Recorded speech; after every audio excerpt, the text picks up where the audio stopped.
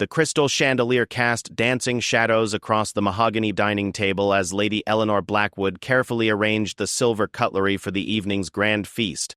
Her delicate fingers trembled slightly, not from the weight of the ornate pieces, but from the secret she carried in her heart. The palace walls seemed to whisper secrets of their own, and tonight, those whispers would become screams. King Alexander sat at the head of the massive dining table, his weathered face bearing the weight of 30 years on the throne. His piercing blue eyes surveyed the assembled nobility with the practiced gaze of a man who had learned to read faces like ancient scrolls.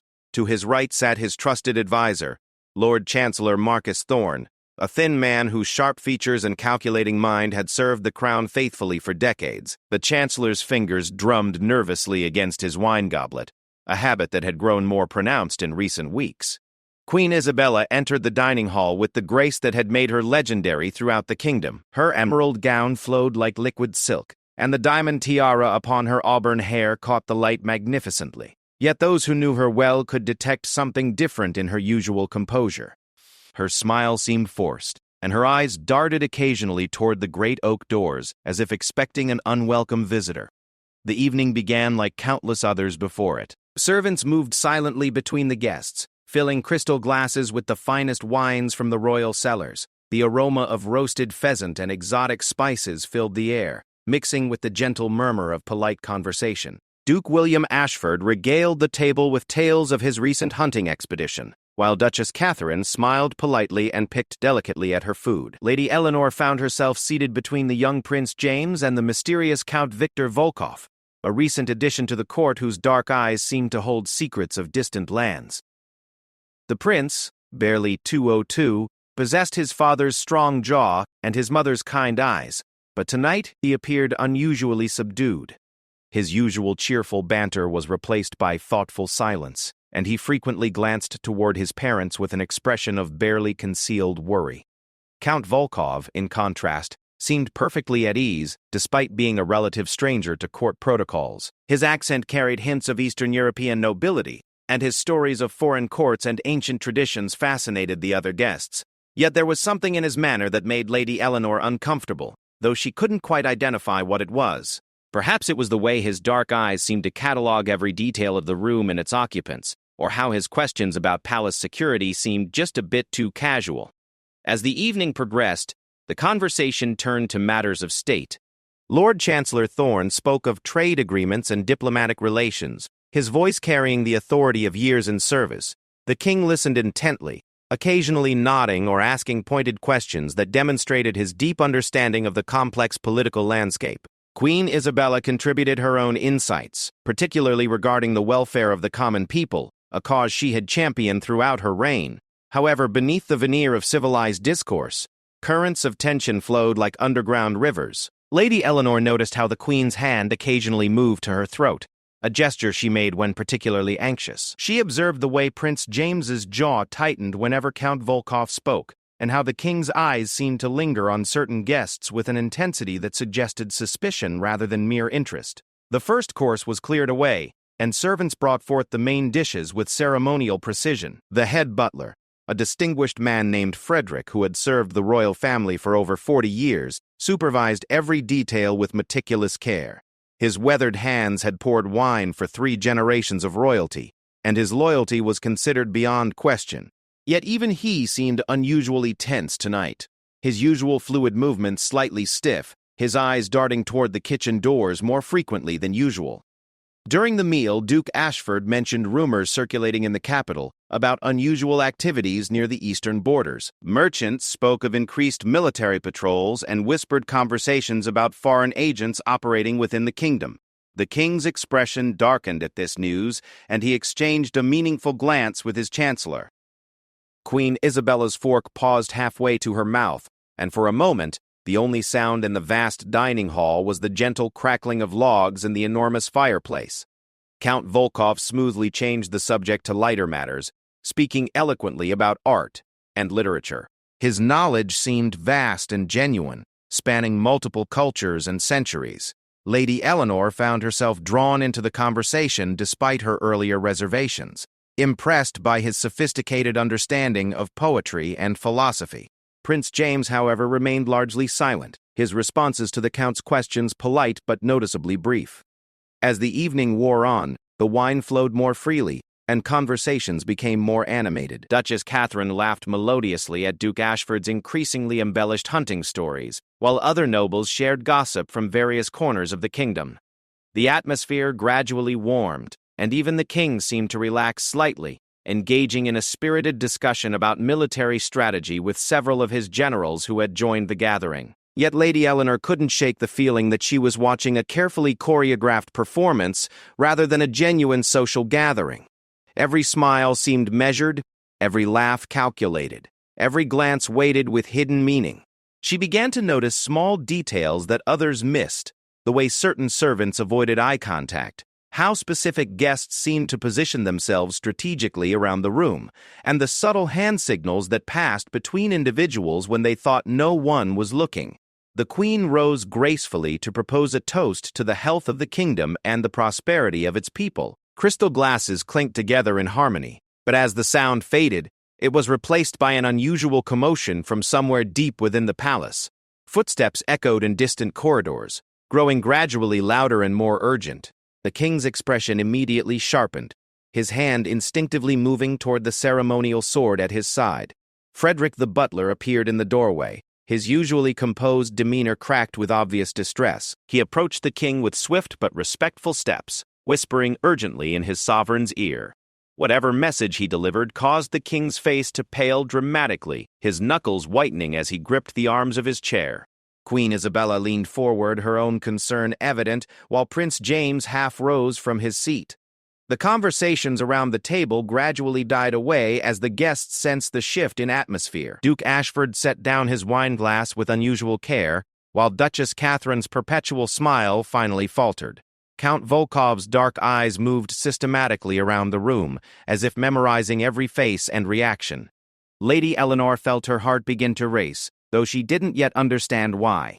Lord Chancellor Thorne leaned close to the king, their whispered conference lasting several tense minutes. The Chancellor's usual pallor became even more pronounced, and his hands shook slightly as he reached for his wineglass. Around the table, the assembled nobility waited in uncomfortable silence, sensing that something momentous was about to occur but unable to guess its nature. Prince James finally stood completely, his young face set with determination that reminded everyone present of his father's legendary resolve. He moved toward his parents, but before he could speak, the sound of marching feet became unmistakably clear. These were not the soft steps of palace servants or the measured pace of ceremonial guards, but the firm, urgent rhythm of soldiers on a mission. The great oak doors of the dining hall stood closed, but everyone could hear activity in the corridor beyond. Orders were being given in hushed but authoritative tones, and the metallic clink of armor and weapons created an ominous percussion that made several guests shift nervously in their seats. Lady Eleanor found herself holding her breath, while Count Volkov maintained his composed exterior despite the obvious tension in his posture. Queen Isabella reached across the table to take her husband's hand, a gesture of support that spoke volumes about the gravity of whatever they faced. The king squeezed her fingers gently, before standing with the regal bearing that had defined his long reign. His voice, when he finally spoke, carried the authority of absolute monarchy but also a note of weariness that suggested the weight of difficult decisions. The footsteps in the corridor had stopped directly outside the dining hall doors, and in the sudden silence that followed, every person in the room could hear their own heartbeat. The king's eyes moved slowly around the table, studying each face with an intensity that made several guests look away. When his gaze finally settled on Count Volkov, the foreign nobleman met it steadily, though a muscle in his jaw twitched almost imperceptibly. Lady Eleanor realized that her hands were trembling, and she clasped them tightly in her lap to stop the movement. Around her, the other guests seemed frozen in a tableau of anticipation and dread. The elaborate feast lay forgotten on golden plates, wine grew warm in crystal goblets, and the cheerful fire crackled on, oblivious to the human drama unfolding before its warmth. Whatever was about to happen would change everything, and everyone in that ornate dining hall could sense it approaching like a storm on the horizon. The heavy oak doors burst open with a thunderous crash that reverberated through the dining hall like a cannon shot. Captain Roland Blackthorne of the Royal Guard strode through the entrance, his polished armor gleaming in the chandelier light and his hand resting firmly on the pommel of his sword. Behind him marched 6 of his most trusted soldiers, their faces grim with purpose and their movements precise despite the obvious urgency of their mission. King Alexander rose slowly from his throne-like chair, his blue eyes never leaving the captain's weathered face. The two men had served together in the border wars 20 years earlier, forging a bond of mutual respect and absolute trust that had endured through decades of peace and prosperity. If Captain Blackthorne was here with armed soldiers during a royal feast, the situation was grave beyond measure. The assembled nobles sat frozen in their seats, some with forks halfway to their mouths, others clutching wine glasses with white-knuckled grips. Lady Eleanor felt her stomach drop as she recognized the expression on the captain's face. It was the same look he had worn 3 years earlier when he had uncovered the merchant's plot, a conspiracy that had threatened to bankrupt the royal treasury through an elaborate scheme involving forged documents and bribed officials. Captain Blackthorne approached the royal table with measured steps, his boots echoing ominously on the marble floor. The 6 guards behind him fanned out strategically, positioning themselves at key points around the dining hall. Their movements were so smoothly coordinated that it was clear this operation had been carefully planned and rehearsed. Each soldier's eyes constantly scanned the room, watching for any sudden movements or attempts to flee. "Your Majesty," Captain Blackthorne said, his deep voice carrying clearly through the suddenly silent hall. He removed his plumed helmet and tucked it under his left arm, revealing graying brown hair and a scar that ran from his left temple to his jaw. "I regret the intrusion, but I bring evidence of treason that cannot wait for a more appropriate moment."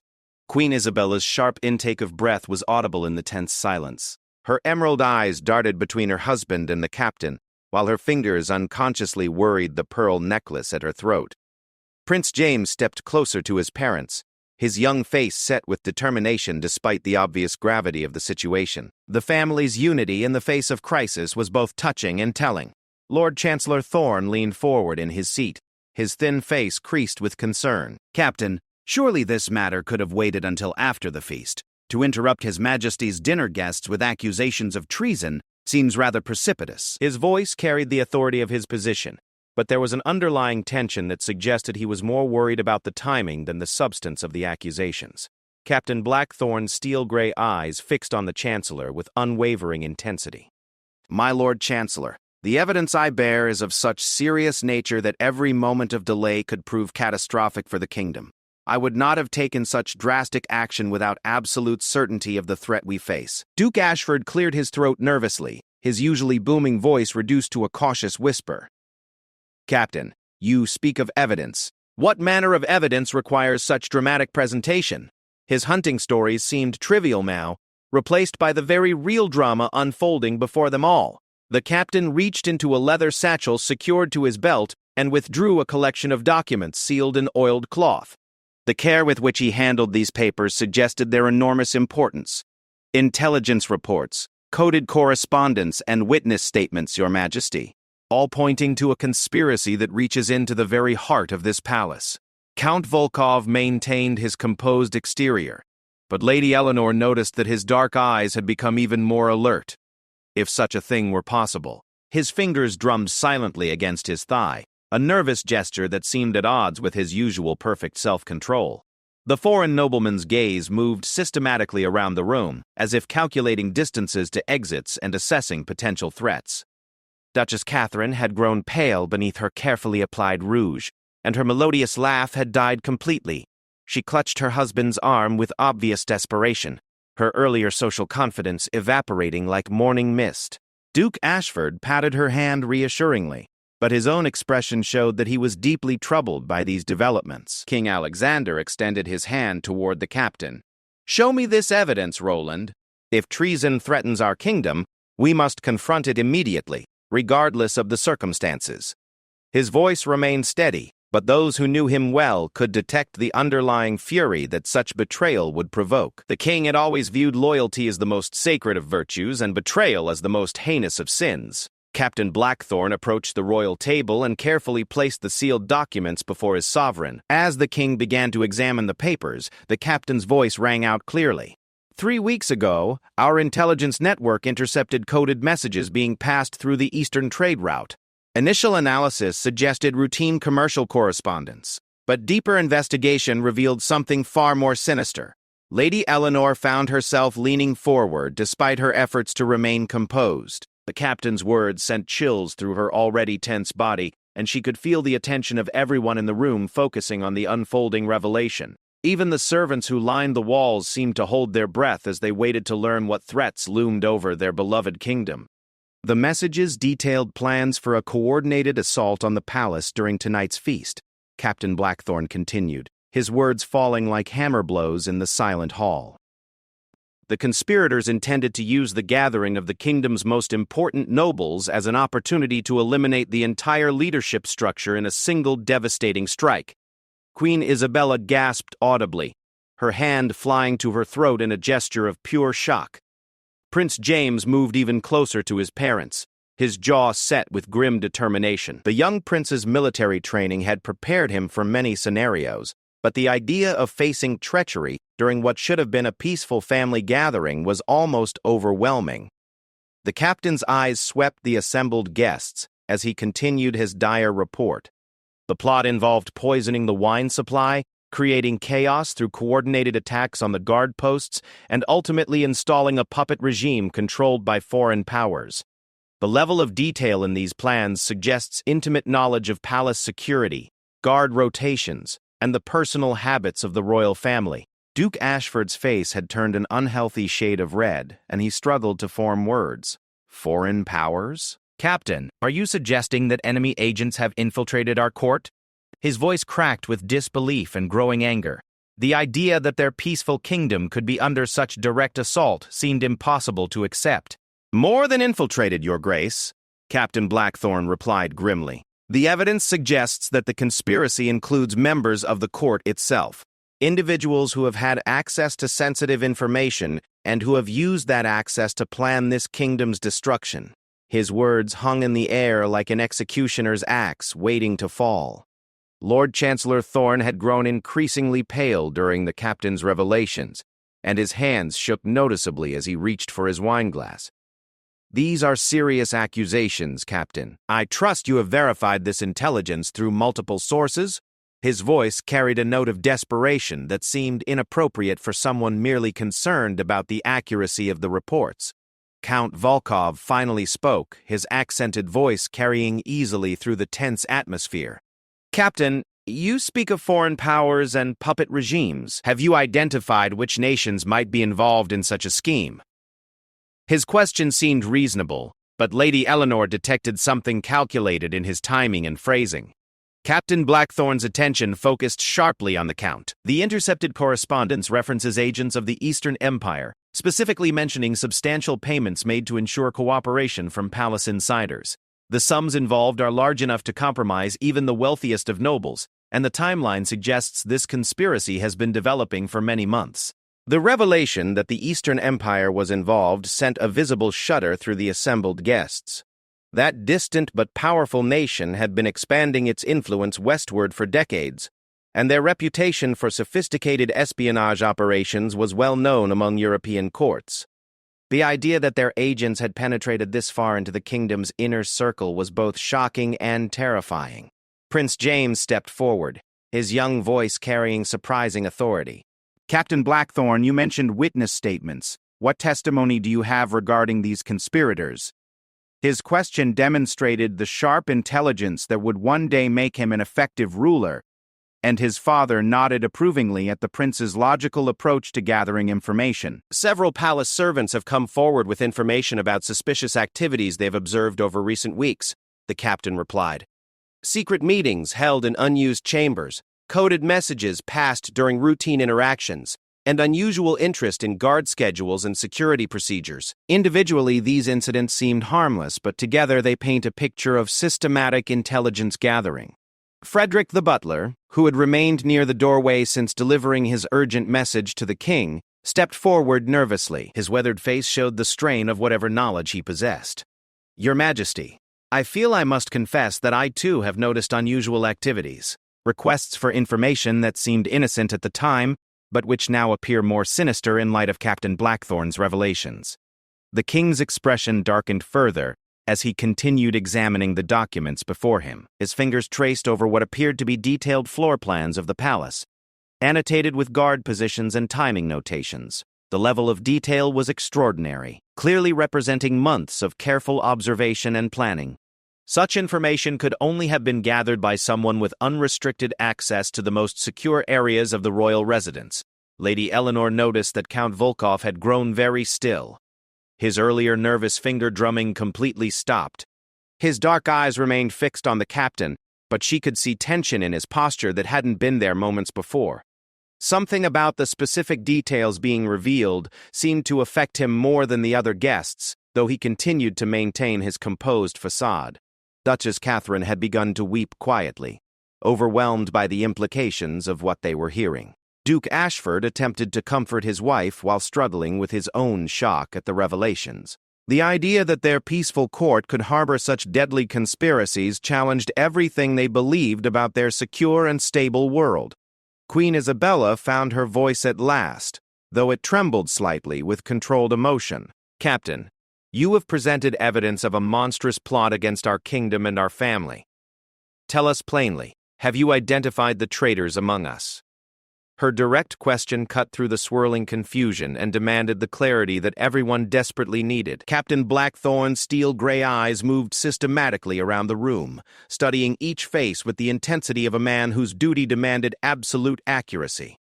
The silence stretched like a taut bowstring as everyone waited for his response, knowing that his next words would forever change the dynamics of their carefully ordered world. The captain's hand moved to the second set of documents in his satchel, and Lady Eleanor realized that the most shocking revelations were yet to come. Captain Blackthorn drew forth a second collection of documents, these bearing official seals and what appeared to be signed confessions. The weight of evidence in his hands seemed to press down upon the entire dining hall, creating an atmosphere so thick with tension that breathing became difficult. Every eye in the room followed his movements as he approached the king with deliberate, measured steps. "Your Majesty," the captain began, his voice carrying the solemnity of a man about to deliver a death sentence. "The evidence before you includes signed confessions from 3 palace servants who were recruited into this conspiracy. Their testimonies reveal the identity of the primary conspirator, the one who orchestrated this entire plot from within our own walls." King Alexander's weathered hands trembled slightly as he reached for the new documents. 30 years of ruling had prepared him for many challenges, but the betrayal of someone close enough to plan his family's destruction was almost beyond comprehension. Queen Isabella moved closer to her husband, her emerald eyes fixed on the papers that would reveal their enemy's identity. Lord Chancellor Thorne had grown so pale that Lady Eleanor feared he might faint. His thin fingers gripped his wine goblet so tightly that his knuckles had turned white, and beads of perspiration had formed on his forehead despite the comfortable temperature in the dining hall. His usual eloquence had abandoned him completely, leaving him sitting in tense silence as the truth slowly emerged.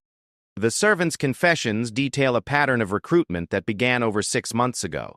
Captain Blackthorn continued, his military bearing never wavering despite the magnitude of his revelations. The conspirator used a combination of bribes and threats to secure cooperation, targeting individuals with access to sensitive information about palace security and the royal family's daily routines.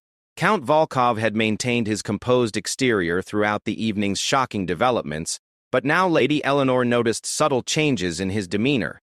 His breathing had become more controlled, as if he were consciously regulating it, and his dark eyes had taken on a calculating quality that made her deeply uncomfortable. The foreign nobleman's hands rested calmly on the table, but she could see the tension in his shoulders beneath his expensive jacket. Prince James stepped forward, his youthful determination evident in every line of his body. "Captain, these confessions you mention, do they provide specific details about how the plot was to be executed?" His question demonstrated the tactical thinking that his military tutors had worked hard to develop, and his father nodded approvingly at the prince's focus on practical matters. "Indeed they do, Your Highness," Captain Blackthorn replied, pulling out a detailed diagram from among his papers. The plan was remarkably sophisticated. involving simultaneous actions coordinated to create maximum chaos and ensure the elimination of key targets. The conspirator had mapped out guard rotations, identified vulnerable points in the palace's defenses, and even arranged for the poison to be introduced into the wine supply during the feast. Duchess Catherine let out a strangled gasp, her hand flying to her throat as she realized how close they had all come to death. Duke Ashford's face had darkened with fury, the jovial hunter transformed into a dangerous warrior by the threat to his family and kingdom. Around the table, other nobles began to comprehend the full scope of the danger they had unknowingly faced. Frederick the butler stepped forward again, his weathered face creased with worry. "Your Majesty, if I may speak freely, the timing of this revelation troubles me greatly. How did our enemies know that tonight's feast would provide such an opportunity? The guest list was finalized only 3 days ago, and the security arrangements were discussed in the strictest confidence." The king's piercing blue eyes fixed on his faithful servant with appreciation for the astute observation. "An excellent point, Frederick. Captain, how do your sources explain the conspirators' detailed knowledge of tonight's arrangements?" The question cut to the heart of the matter, demanding answers about the depth of the infiltration they faced. Captain Blackthorn's expression grew even more grave as he prepared to deliver what was clearly the most damaging evidence. "Your Majesty, the confessions reveal that the conspirator attended the security briefing held in the Chancellor's chambers 2 days ago. This individual had legitimate access to all the information needed to plan tonight's attack, including the identities of the guests, the layout of the dining hall, and the specific timing of each course.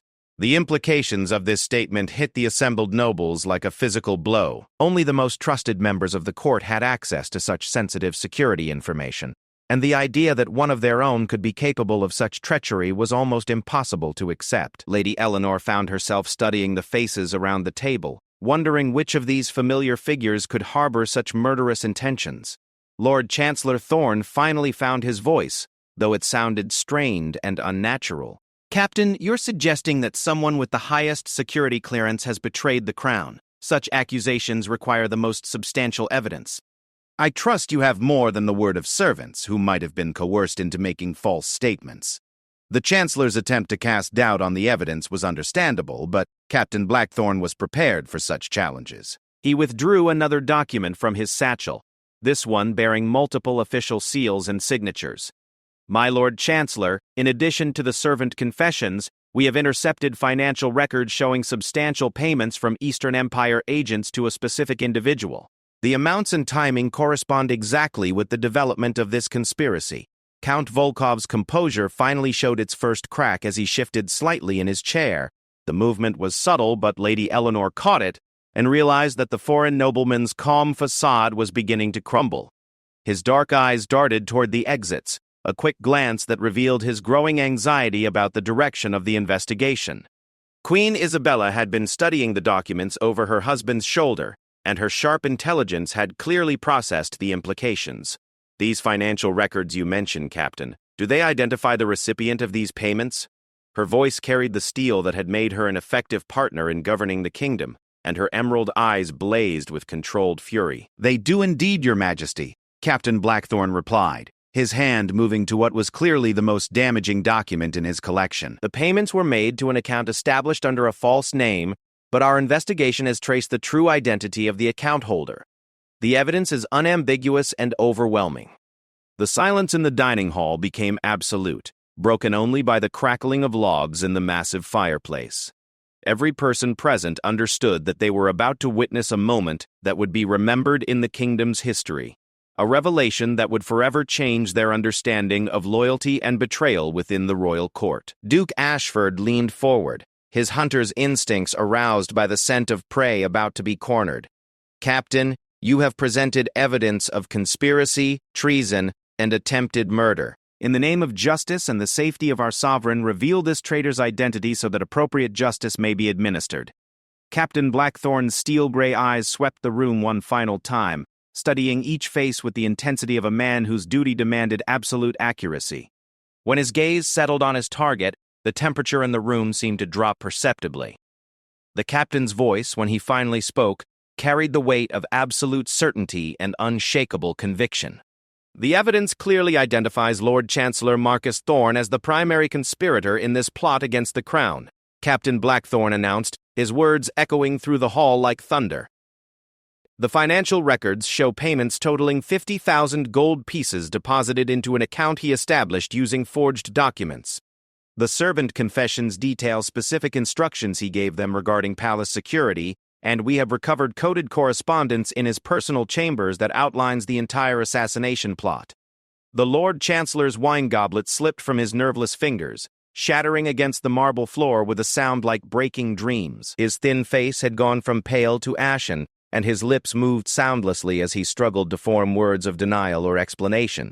The man who had served the crown faithfully for decades stood revealed as the architect of its destruction. King Alexander rose slowly from his chair, his blue eyes blazing with a mixture of fury, betrayal, and profound sadness. The loss of someone he had trusted implicitly cut deeper than any sword could, leaving wounds that would never fully heal. When he finally spoke, his voice carried the authority of absolute monarchy and the pain of personal betrayal. "Marcus," the king said quietly, the single word carrying more weight than 1,000 accusations. "Is this true? Have you sold our kingdom to our enemies? Have you planned the murder of my family?" The questions hung in the air like executioner's blade, waiting for an answer that everyone already knew. Lord Chancellor Thorne finally found his voice, though it cracked with the strain of his exposed position. "Your Majesty, I can explain everything. The circumstances are not what they appear to be. I was attempting to infiltrate the Eastern Empire's network, to feed them false information while gathering intelligence about their true intentions." The explanation sounded desperate even to his own ears, and Captain Blackthorne immediately produced additional evidence to contradict the Chancellor's claims. "My lord, the coded correspondence we recovered from your chambers includes detailed plans for your escape following tonight's attack. These are not the actions of a man conducting counterintelligence, but of a conspirator ensuring his own survival after betraying his sovereign." Count Volkov had been watching the proceedings with intense interest, but now Lady Eleanor noticed something that chilled her blood. The foreign nobleman's expression showed no surprise at the Chancellor's exposure, only calculation and assessment. His dark eyes moved between the accused traitor and the exits, and she realized that the conspiracy might be even more complex than Captain Blackthorne had revealed. Prince James stepped forward, his young face set with the determination that would serve him well as a future king. "Lord Chancellor Thorne, you have been like a father to me, teaching me about governance and the responsibilities of leadership. How could you betray not only my father's trust, but everything you taught me about duty and honor?" The personal anguish in the prince's voice was heartbreaking, representing the destruction of relationships and ideals that had taken years to build. Lord Chancellor Thorne's face crumpled as he realized that his actions had wounded not just the crown, but the young man he had helped to raise and educate. Captain Blackthorne gestured to his soldiers, who began to move toward the accused traitor with grim efficiency. "Lord Chancellor Marcus Thorne, by order of His Majesty King Alexander, you are under arrest for high treason, conspiracy to commit murder, and collaboration with enemy agents. You will be confined pending a full investigation and formal trial." As the guards approached, Lady Eleanor noticed Count Volkov's hand moving slowly toward his jacket. The movement was subtle, and could have been dismissed as nervous fidgeting, but something about the foreign nobleman's expression suggested a more sinister purpose. Her heart began to race as she realized that the knight's revelations might not yet be complete. Lady Eleanor's instincts proved devastatingly accurate as Count Volkov's hand emerged from his jacket, gripping a small, ornate pistol of foreign design. The weapon gleamed dully in the chandelier light, its presence transforming the dining hall from a scene of political drama into one of mortal danger. His earlier composure had completely evaporated, replaced by the cold calculation of a cornered predator preparing for his final strike. "Nobody move!" Count Volkov commanded, his accented voice now carrying the unmistakable authority of someone accustomed to violence. The pistol moved in a steady arc, covering the royal family and the assembled nobles with professional precision. "Captain Blackthorne, order your men to step away from Lord Chancellor Thorne immediately, or I will demonstrate that the Eastern Empire's reach extends far beyond what you have discovered tonight." Captain Blackthorne's hand instinctively moved toward his sword, but the Count's weapon was already trained on Queen Isabella's heart.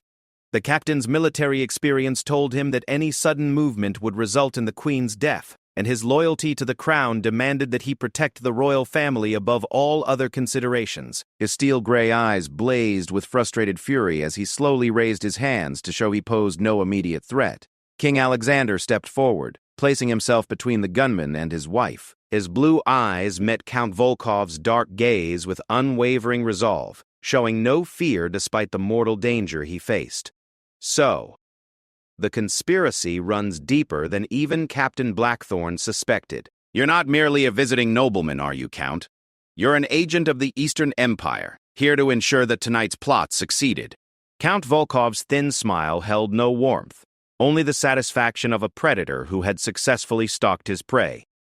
Your Majesty demonstrates the intelligence that has made you such an effective ruler and such a dangerous enemy to my homeland. Yes, I am Colonel Viktor Petrov of the Eastern Imperial Intelligence Service, and I have spent the past 3 months infiltrating your court to orchestrate your destruction. The revelation sent shockwaves through the assembled nobles, who finally understood that they had been hosting an enemy agent in their midst for months.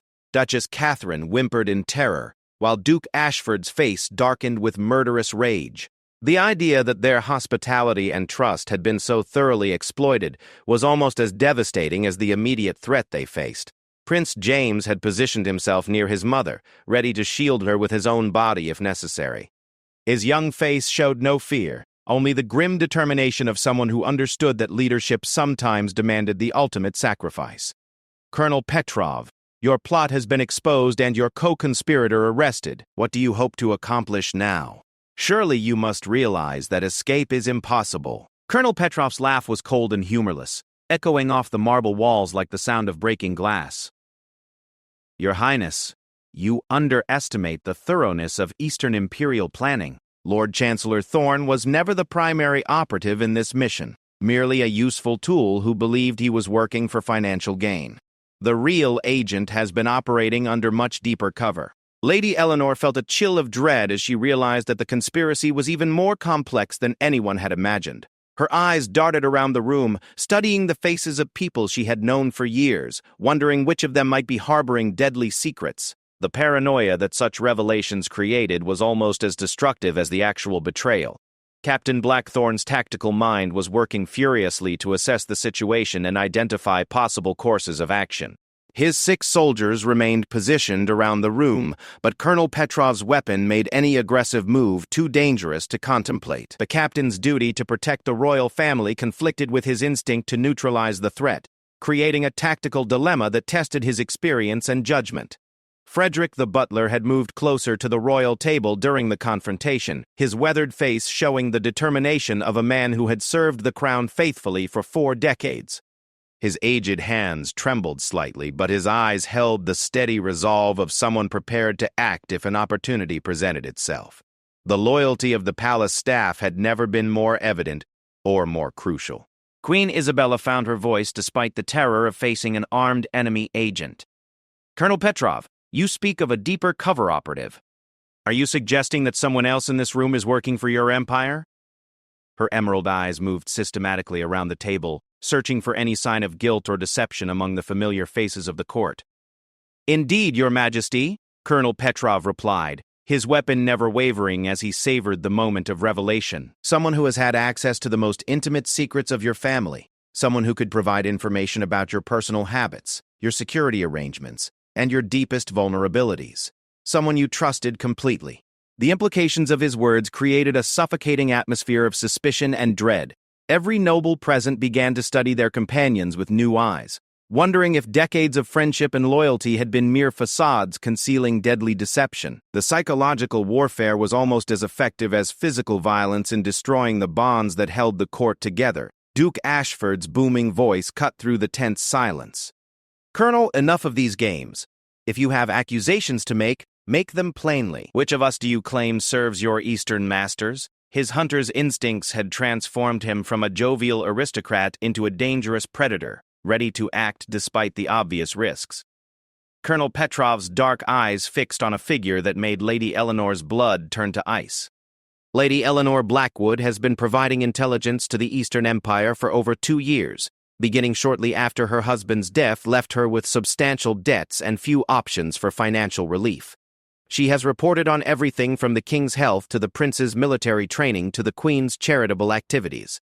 The accusation hit Lady Eleanor like a physical blow, leaving her gasping for breath as every eye in the room turned toward her. The injustice of the false accusation was overwhelming, but she realized with growing horror that Colonel Petrov had constructed an elaborate frame that would be difficult to disprove. Her trembling hands and obvious distress could easily be interpreted as guilt rather than shock at the betrayal. "That's a lie!" Lady Eleanor managed to gasp, her voice cracking with the strain of defending herself against such monstrous accusations. "I have never betrayed the crown, never communicated with foreign agents, never done anything to harm the royal family who have shown me nothing but kindness." King Alexander's expression remained unreadable as he studied Lady Eleanor's face, searching for any sign of deception. The monarch's ability to read people had served him well throughout his reign, but the stress of the situation and the complexity of the colonel's claims made judgment difficult. The king's silence stretched on, creating an agony of uncertainty for the accused woman. Captain Blackthorn's tactical mind immediately grasped the colonel's strategy. "Your Majesty, this is a classic intelligence operation designed to sow discord and confusion. Colonel Petrov seeks to destroy our unity by turning us against each other with false accusations. Lady Eleanor has served this court with distinction, and I have seen no evidence of treasonous behavior in my investigation." Colonel Petrov's smile widened at the captain's defense. "How thoroughly you have been deceived, Captain. The evidence against Lady Blackwood is overwhelming. Financial records show payments to an account in her name, coded messages have been found among her personal effects, and witness statements place her at suspicious meetings throughout the capital. The systematic nature of the false evidence was both impressive and terrifying, demonstrating the resources and planning that the Eastern Empire had invested in this operation." Lady Eleanor realized that she was facing not just false accusations, but a carefully constructed web of lies designed to destroy her reputation and create chaos within the court. Prince James stepped forward, his young voice carrying surprising authority. "Colonel Petrov, your accusations may be elaborate, but they contain a fatal flaw. Lady Eleanor was not present at the security briefing 2 days ago where the details of tonight's feast were discussed. She could not have provided the specific information that your conspiracy required." The prince's logical observation created a moment of silence as everyone processed the implications. Colonel Petrov's expression flickered with annoyance, suggesting that the young royal had identified a weakness in his carefully prepared deception. Lady Eleanor felt a surge of gratitude toward the prince whose clear thinking had provided her first real defense against the false accusations. Queen Isabella had been studying the colonel's demeanor throughout his accusations, and her sharp intelligence had detected something significant.